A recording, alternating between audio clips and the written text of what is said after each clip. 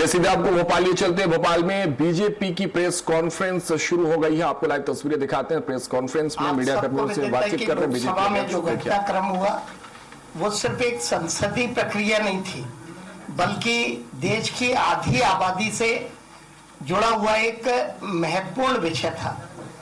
विपक्ष ने, राहुल गांधी और उनके सहयोगियों ने ये बता दिया कि उनकी मानसिकता महिला विरोधी है। मैं समझता हूं कि जो कांग्रेस का जश्न था वो एक तरह से हमारी बहनों का अपमान था। आप सबको विदित है कि विगत कई वर्षों से सभी दल किसी न किसी रूप में चाहते थे कि महिला आरक्षण लागू हो, लेकिन जब इसे लागू करने का विषय आया तो विपक्ष का असली चेहरा उजागर हो गया। इस विषय पे पूरी विस्तृत चर्चा के लिए हमारे बीच में हमारे मुख्यमंत्री जी और हमारी बहन रेखा वर्मा जी हमारे बीच में।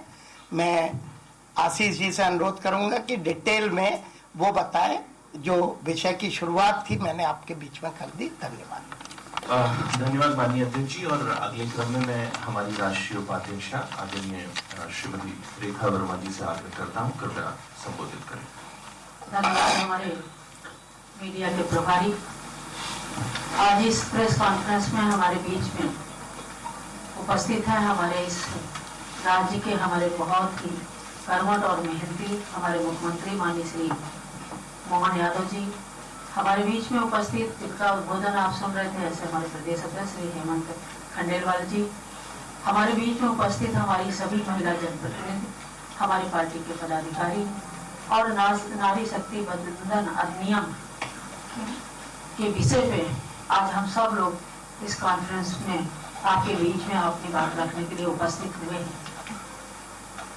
नारी शक्ति बंधन अधिनियम 16 और 17 संसद में चर्चा में आया और 16 तारीख को सभी ने अपना अपना विषय रखा और 17 को चर्चा करने के बाद ये बिल पारित होना था, लागू होना था, लेकिन इनका विरोध इस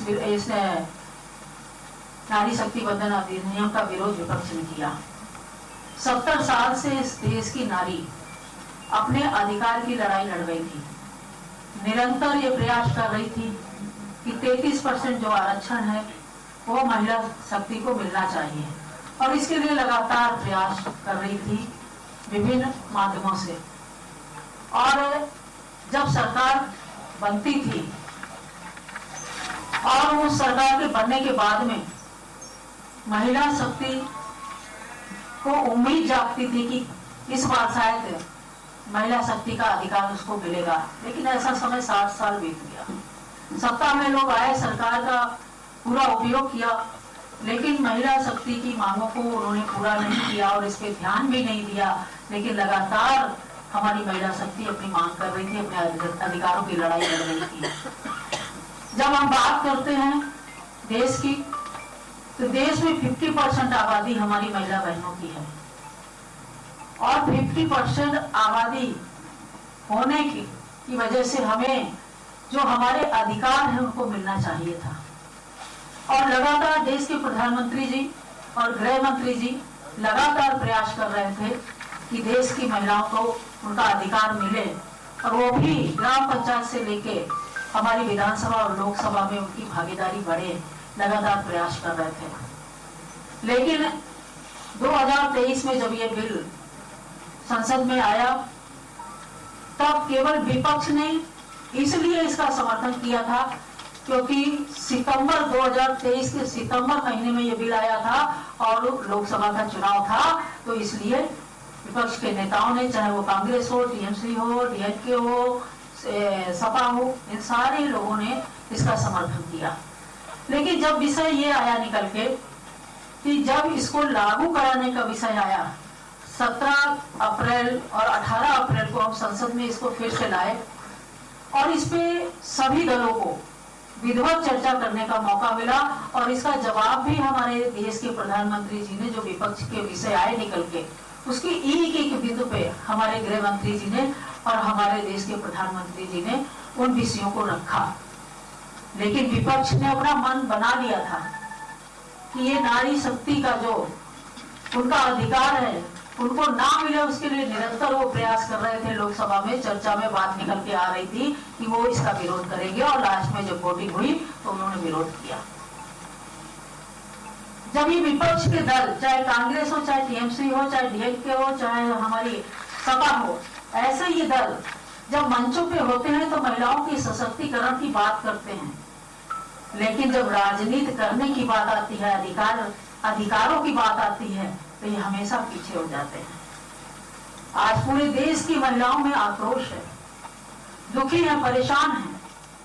और जब ये चर्चा में ये बिल चल रहा था संसद में, उस समय देश के प्रधानमंत्री और गृह मंत्री जी ने अपने वक्तव्य में कहा कि आप सब लोग इस बिल को समर्थन करिए, इस बिल को लागू होने दीजिए, क्योंकि 2029 में इनका अधिकार इनको मिले, उसके लिए आप सब लोग समर्थन करिए। और ये क्रेडिट हम नहीं लेंगे, ये बिल पास हो जाएगा, ये क्रेडिट आप लीजिए। और ये महिलाओं से जुड़ा हुआ विषय है, महिलाओं को सशक्त करना है, पंचायत से लेकर लोग विधानसभा और लोकसभा तक लेके जाना है, उनकी भागीदारी बढ़ानी है, उनके नेतृत्व में हम लोगों को, देश को आगे बढ़ाना है। लेकिन विपक्ष के लोगों के कान में जू नहीं देगी और उन्होंने इसका विरोध किया। यहाँ तक प्रधानमंत्री जी ने जब कह दिया कि इसका क्रेडिट सारा आप लीजिए, तब भी उन्होंने विरोध किया और ये बिल लोकसभा में 2017 को गिर गया। पूरे देश की महिला सोशल मीडिया के माध्यम से, मीडिया के माध्यम से उनका आक्रोश देखने को मिलता है। और क्यों ना हो, क्योंकि उन्होंने सोचा था जो पंचायत में बैठी महिलाएं हैं, जो विधानसभा में बैठी महिलाएं हैं, जो लोकसभा में बैठी महिलाएं हैं, उन्होंने उन सारी महिलाओं में जो सामाजिक जीवन जी रही हैं, उनके मन में भी जब बिल की चर्चा हो रही तो एक भाव जागा कि हो सकता है कि पंचायत से हम उठकर विधानसभा में जाएं और विधानसभा से उठ के हम लोकसभा तक पहुंचे, हमारा नेतृत्व बढ़े, हमारा अधिकार हमको मिले। ये सोच के जो महिलाओं ने के मन में जो आक्रोश है, उस आक्रोश को उन्होंने सोशल मीडिया के माध्यम से दर्शाया भी। देश के प्रधानमंत्री जी और गृह मंत्री जी लगातार महिलाओं के लिए जब से 2014 की सरकार बनी है, निरंतर प्रयास कर रहे हैं कि हमारी महिलाओं को किस तरह से सशक्त किया जाए, किस तरह से महिलाओं को मजबूती दी जाए, किस तरह से उनकी राजनीति से लेके, संगठन से लेके और विभिन्न जो हमारे विभिन्न पद होते हैं, चाहे डॉक्टर हो, चाहे इंजीनियर हो, उसमें उनकी भागीदारी बढ़े, उसके लिए निरंतर प्रयास किए। और बहुत सारी चर्चाओं में भी ये विषय निकल के आता था कि महिलाओं को 33% आरक्षण देना है, और जब 33% आरक्षण होगा तो महिलाओं की भागीदारी लोकसभा में बढ़ेगी, और जब महिलाओं की भागीदारी लोकसभा में बढ़ेगी तो बहुत सारे ऐसे विषय होंगे जो आज जिस महिला को जो दायित्व मिलता है वो बाखूबी निभाती है और बहुत अच्छे तरह से निभाती है। तो कुछ ऐसे विषय आएंगे महिलाओं के लिए जिसपे हम काम करेंगे और ज्यादा महिलाएं सशक्त होंगी। इसके लिए निरंतर हमारे देश के प्रधानमंत्री जी प्रयास कर रहे हैं। 16 अप्रैल 17 अप्रैल की घटना आप सब लोगों ने देखी है, लोकसभा की जो चर्चा हुई उसके बारे में मैं ज्यादा तो कुछ नहीं कहूंगी, लेकिन इतना जरूर कहूंगी कि विपक्ष की मंशा साफ थी कि इस बिल को हम पारित नहीं होने देंगे, इसको लागू नहीं होने देंगे। और उसमें चाहे कांग्रेस हो, चाहे टीएमसी हो, चाहे डीएमके हो, चाहे एसपी हो, सभी लोगों ने मिलकर मन बना लिया था कि हम इस बिल को लागू नहीं होने देंगे।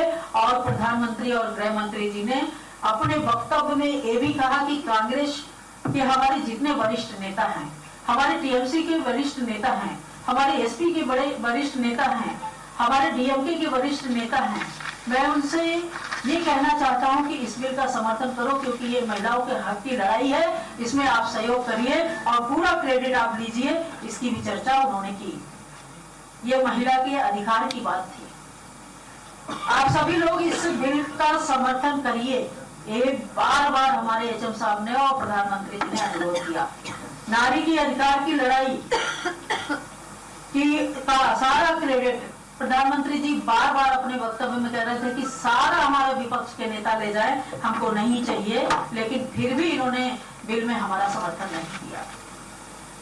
ये बिल लागू हो पाए हो पाया, ये बिल लागू नहीं हो पाया और इस हद तक ये लोग चले गए कि जब ये बिल संसद में गिर गया उसके बाद इन्होंने वहां खड़े होके ये मुस्कुराए, इन्होंने ठहाके लगाए, वहां जश्न मनाया, हाथ मिलाए, एक दूसरे को बधाई दी। इस तरह का वातावरण संसद में देखने को मिला जो बहुत दुर्भाग्यपूर्ण था।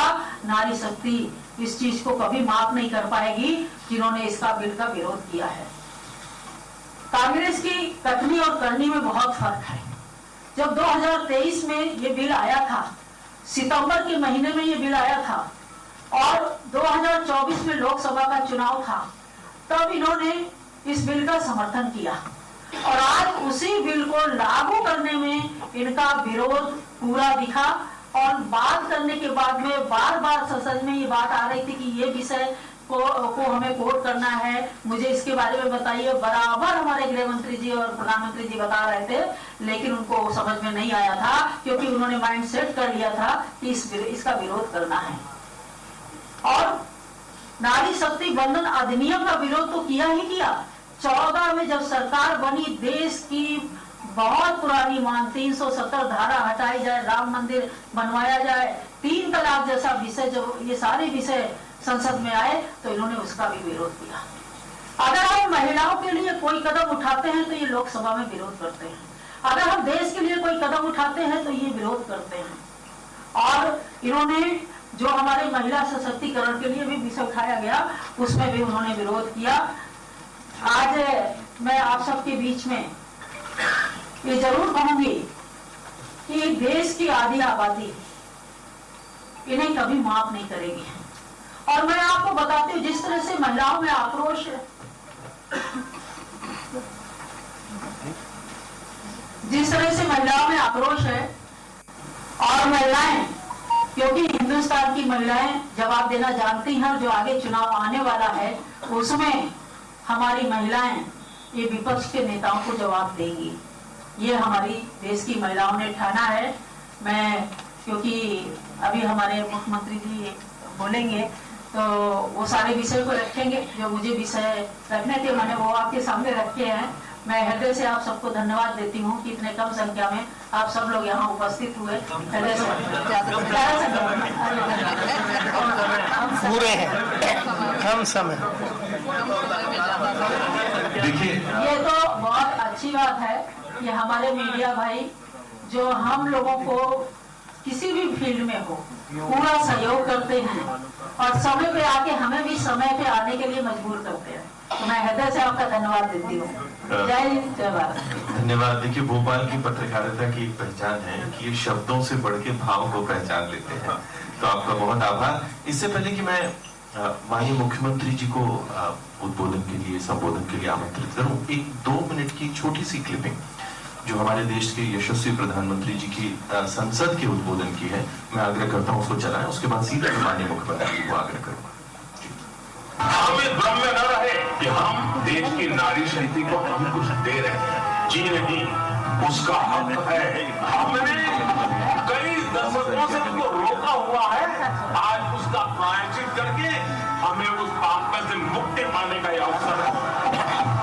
इस पवित्र जगह से कहना चाहता हूं, चाहे दक्षिण हो, उत्तर हो, पूर्व हो, पश्चिम हो, छोटे राज्य हो, बड़े राज्य हो, आज एक जिम्मेवारी ये निर्णय प्रक्रिया किसी के साथ भी भेदभाव नहीं करेगी। सरकार रहे और जिनके साथ परिचय और जो अनुपात समय से चला आ रहा है उस अनुपात में भी कोई बदलाव नहीं होगा। और भी उपयोग हुआ तो गारंटी शब्द चाहिए तो मैं गारंटी शब्द उपयोग करता हूँ। वादा की बात करते हो तो मैं वादा शब्द उपयोग करता हूँ। अगर तमिल में कोई अच्छा शब्द हो तो वो भी बोलने के लिए तैयार हो। सब याद करेंगे तो स्वाभाविक है कि राजनीतिक लाभ मुझे हो, लेकिन साथ चलेंगे तो किसी को भी नहीं होगा। विधानसभा का दोबारा प्रस्ताव हम इसे जनता तक पहुंचाएंगे। सरकार के माध्यम से जो पावर मिला ये पावर का दुरुपयोग किया है। सरकार की पार्टी आज पूरा देश और विशेष करके नारी शक्ति ऊपर से हमारे निर्णय तो देखेंगे, लेकिन निर्णय से ज्यादा हमारी नीयत को देखेंगे। और इसलिए हमारी नीयत की खोट लोकसभा के मामला चल रहा है देश और आप की नारी बताओ साथ शक्ति में कभी माफ नहीं करेगी। लगे लेकिन साथ में हमारी माता बहुत बड़ा योगदान हमारी व्यवस्थाओं इतना बड़ा महिला सशक्तिकरण का उसको हिस्सेदारी से क्योंकि आप लोग उसके सामने बता देना। अभी तो अपन अपना सरकार को बताएंगे, सरकार का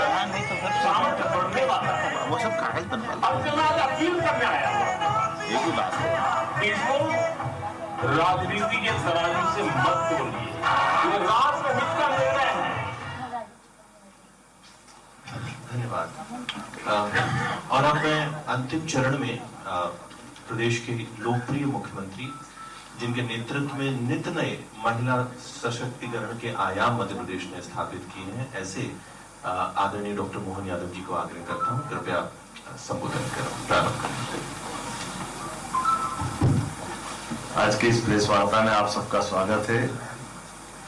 मेरे साथ माननीय अध्यक्ष श्रीमान हेमंत खंडेलवाल जी, हमारी राष्ट्रीय उपाध्यक्षा श्रीमती रेखा वर्मा जी, हमारी मंत्री निर्मला पुरिया जी, हमारी मंत्री कृष्णा गौर जी, हमारे महिला मोर्चा के अध्यक्ष जी, हमारी पूर्व मंत्री और वर्तमान सक्रिय विधायक श्रीमती अर्चना जी, हमारी राज्यसभा की सांसद माननीय माया नारोलिया जी, इस अवसर पर हमारे मीडिया प्रभारी आशीष जी, इसी के साथ आप सब भाई और बहनों, सारी बातें एक एक करके उसमें आई गई है और हम सब आज संचार के युग में और सब विभिन्न प्रकार के अलग अलग मीडिया प्लेटफॉर्म से इस पूरे घटनाक्रम से अवगत है।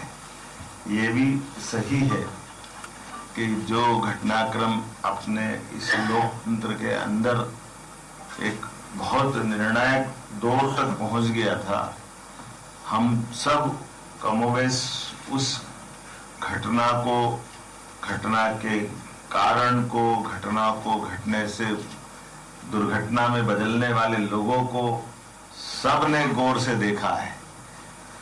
जितने भी जिसके अंदर के मनोभाव थे, एक एक करके द्रौपदी का चीरहरण तो हमने 5000 साल पहले सुना था, लेकिन बहनों के साथ, बहनों की इज्जत के साथ खेलने का घटनाक्रम पार्लियामेंट में जो हुआ है, सारे दुशासन, सारे दुर्योधन, सारे कौरव पक्ष के लोग जिस प्रकार से वो उस घटना के अंदर हिस्सा ले रहे थे, वो हमारे लिए अत्यंत कष्टकारी है, निंदनीय है।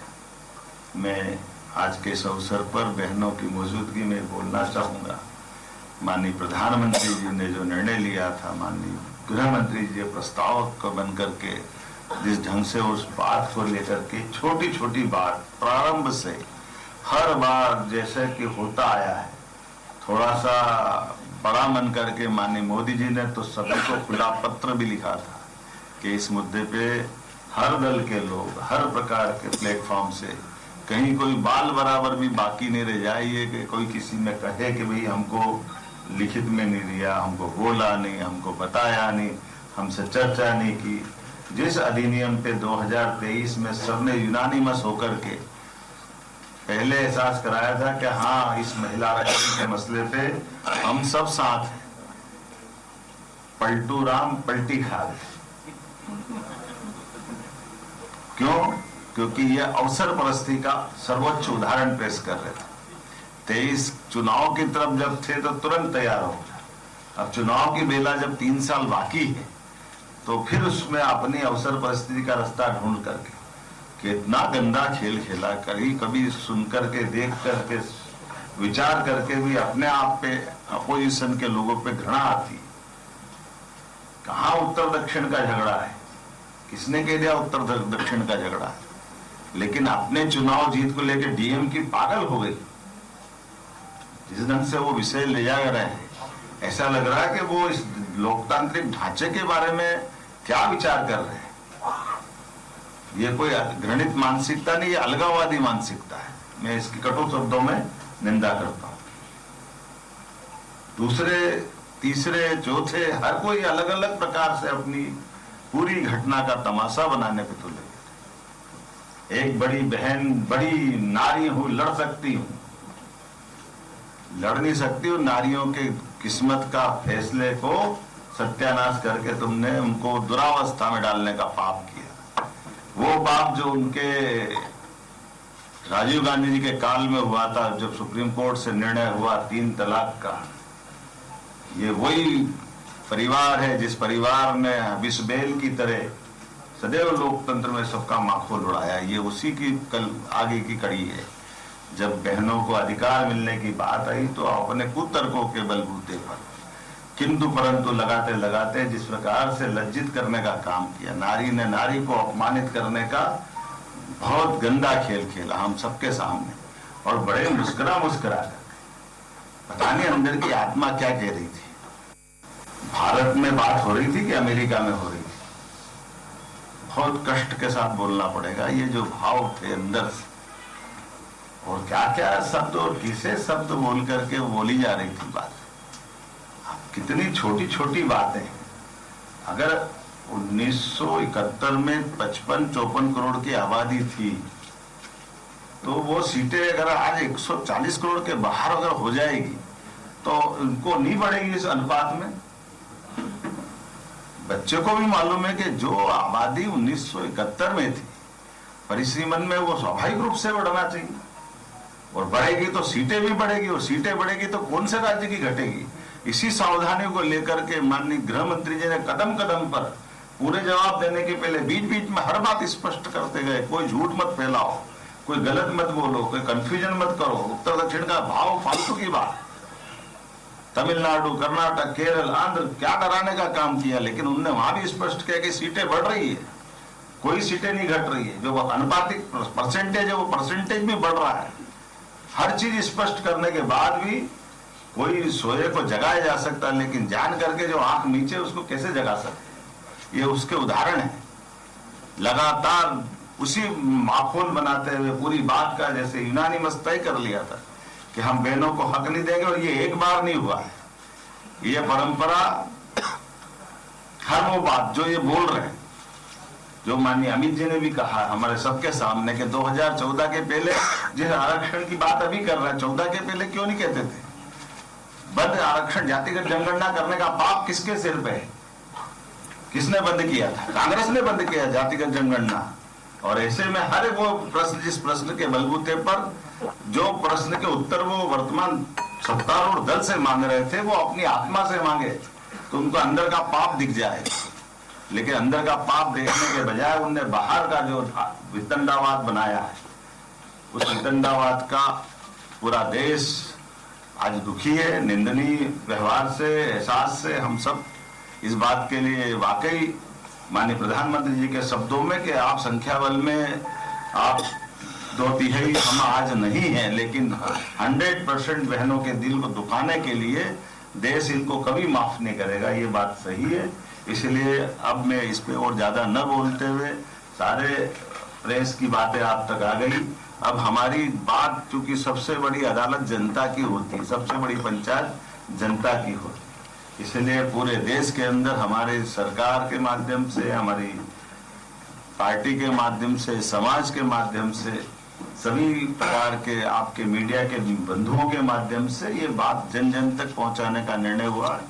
कल अपने इसी प्रदेश के अंदर एक बड़ी रैली निकाल करके, पदयात्रा निकाल करके, एक आक्रोश सभा के नाते से हम बहनों का हक उनको दिलवा के रहेंगे, और जिनने पाप किया उनके सारे पर्दाफाश करने का काम इस आक्रोश के माध्यम से करेंगे। उसकी पहली कड़ी आज की पत्रकार वार्ता है, दूसरी कड़ी कल का हमारा ये प्रदर्शन है। आगे फिर हर 2, 3, 4 जिले में एक एक प्रदर्शन के कार्यक्रम होंगे। सभी नगर पालिका, नगर निगम, नगर पंचायत, पंचायत सभी दूर फिर प्रस्ताव पारित होंगे। जो ये निंदनीय घटनाक्रम हुआ, विधानसभा का 1 दिवसीय सत्र बुलाएंगे, उस सत्र में भी पुनः इस तरह की बातें सामने लाने का प्रयास करेंगे। अब हम रुकने वाले नहीं हैं। हमारा सबका, जो आपने सबने देखा कि जो देश का आधी आबादी के साथ जो दुरावस्था का या एक तरह से जो दुर्व्यवहार किया गया है, उसके सारे विषयों को सबके सामने लाने का अब हमारी सबके द्वारा निर्णय हुआ है। मैं उम्मीद करता हूं कि आप सबका साथ मिलेगा और दूध का दूध, पानी का पानी, ये सबके बीच करके रहेंगे। आभार माननीय मुख्यमंत्री जी। वैसे तो ये विषय ऐसा है कि बहुत प्रश्न नहीं होंगे और माननीय मुख्यमंत्री जी को भी अगले कार्यक्रम की ओर बढ़ना है। कुछ संक्षिप्त प्रश्न ले लेते हैं। एक मिनट, एक करके मैं बोलता हूँ। मुझे लगता है कि सबसे पहले बहनों को ही स्थान दे देते हैं। सुचंदा जी बोल रही है। सुचंदा जी, सिंगल प्रश्न। हाँ जी। ऐसा है कि आपका एक बिल तो गिरा है, मगर 2023 का बिल अभी भी आपके पास है। क्या आपका पार्टी 2023 का बिल इम्प्लीमेंट करेंगे जिसमें आपको 179 सीट्स आउट ऑफ 543 देना है महिलाओं? दीदी क्लियर है। दोबारा बोल रहा हूं, जो 23 में कहा था कि 29 तक बहनों को अधिकार देंगे, जब 29 तक के लिए हमको निश्चित रूप से जनगणना का बेस लेना था। उस जनगणना के बेस के लिए हमको मजबूरी में 2011 पे जाना पड़ा। हम भी जानते हैं अगर ये वर्तमान की जनगणना और ये सब आकलन करेंगे तो ये 34 के बाद जाएगा। तो ये हमारी उस प्रतिबद्धता को हम साबित करने के लिए लेकर के बिल आए थे और ये तीनों बिल के पीछे भाव वही था।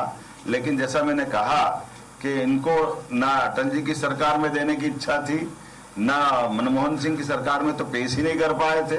तो ये जो लगातार कांग्रेस का और कांग्रेस के साथियों का जो व्यवहार है, ये व्यवहार सदैव बहनों के विरुद्ध।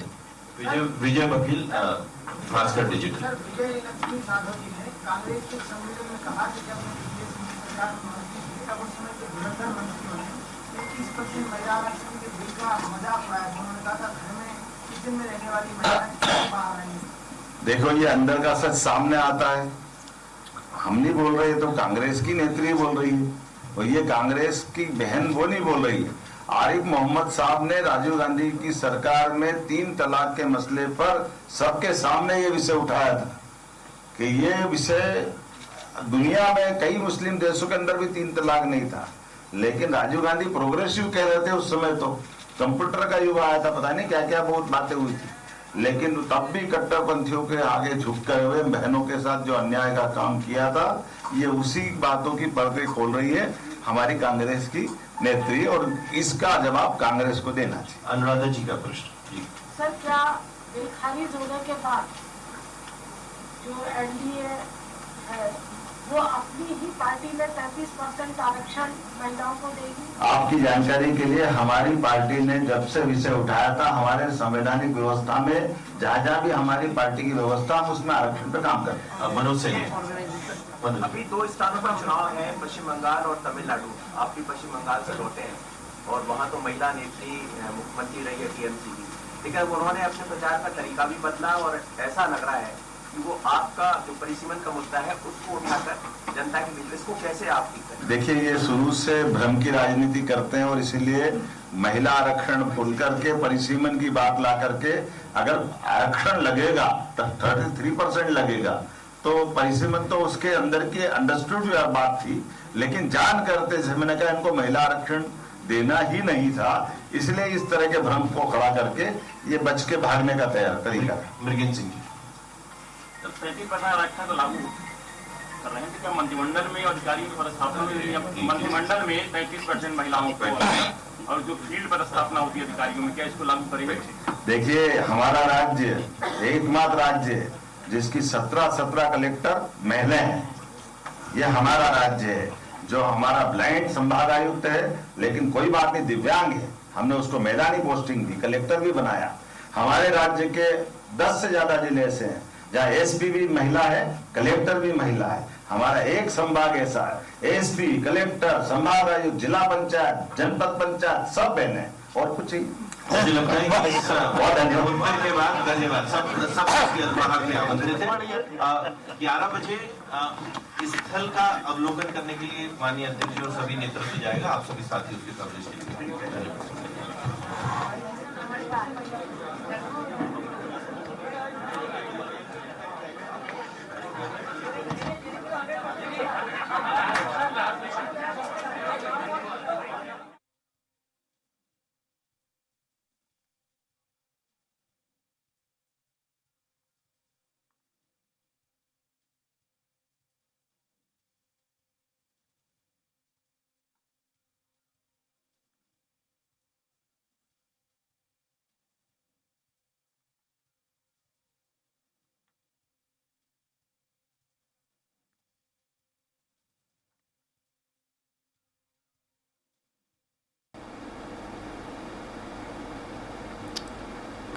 तो भोपाल में CM doctor Mohan Yadav press conference कर रहे थे। महिला आरक्षण बिल पास न होने के बाद उन्होंने ये प्रेस कॉन्फ्रेंस की।